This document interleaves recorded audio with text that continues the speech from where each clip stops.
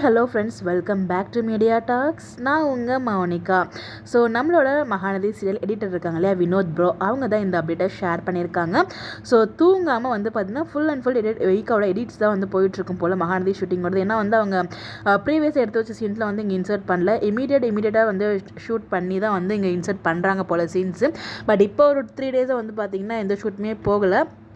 லாஸ்ட்டாக வந்து ஒரு நம்ம விஜய் வந்து கிரிக்கெட் ஆட அப்டேட் வந்து ஷேர் பண்ணியிருந்தோம். அந்த டே தான் வந்து பார்த்திங்கன்னா உங்களுக்கு லாஸ்ட் டே. ப்ரீவியஸ் டே வந்து ஷூட் முடிச்சிச்சு, விடிய நைட்டு ஃபுல்லாக விஜய் வீட்டில் வந்து ஷூட் போச்சு. அதுக்கப்புறம் வந்து எந்த ஒரு ஷூட்டுமே இல்லை. இப்போ நம்ம கேப்டன் ஆஃப் த ஷிப்லாம் வந்து பார்த்திங்கன்னா வெக்கேஷன் போயிருக்காங்க ஃபேமிலிஸ் கூட.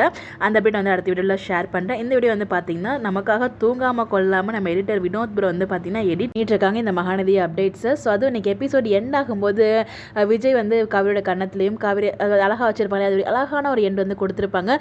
அந்த கார்லேருந்து இறங்கி அந்த ஒரு 5 நிமிஷம் சீக்வன்ஸ் நினைக்கிறேன், அது நம்மளால மறக்கவே முடியாதுங்க. அப்படி ஒரு சீக்வன்ஸாக இருந்துச்சு அந்த ஒரு மினிட்ஸ். நம்ம விஜயோட கண்ணை பார்க்கவே முடியல. அந்த அழகான ஒரு ஃபோட்டோவை தான் ஷேர் பண்ணி ஸ்லீப்லெஸ் அப்படிங்கிற மாதிரி போட்டிருக்காங்க. அது கண்டிப்பாக ஸ்லீப்லெஸ் சொல்லி நைட்டு தூங்காமல் கொள்ளாமல் நமக்காக வந்து எடிட் பண்ணிட்டு இருக்காங்க. இதை பார்த்ததுமே நான் வந்து என்ன நினச்சிட்டேன்னா, நம்ம காவேரி வந்து பார்த்தீங்கன்னா ஏதோ சொல்ல வரதா சொல்லியிருந்தாங்க இல்லையா, அவங்க வந்து ஃபீல் தான் பண்ண முடியும், வந்து சொல்ல முடியாது அப்படிங்கிற மாதிரி சொல்லிட்டு இருப்பாங்க. மேபி அதை வச்சு ஏதோ ப்ரோமோ எடிட் பண்ணுவாங்க போல். அதனால தான் வந்து அந்த அப்டேட்டை கொடுத்துருக்காங்கன்னு நினச்சேன். பட் ஆனால் ப்ரோமோ வந்து பார்த்தீங்கன்னா வெனிலா வர்சஸ் காவேரி வந்து வந்துச்சு. அந்த ப்ரோமே செம்ம மாசா ஃபயர். நம்ம எக்ஸ்பெக்ட் பண்ண மாதிரி ஒரு காவேரி வந்து ஒரு ஓல்டு காவேரி நம்மளால பார்க்க முடிஞ்சிச்சு.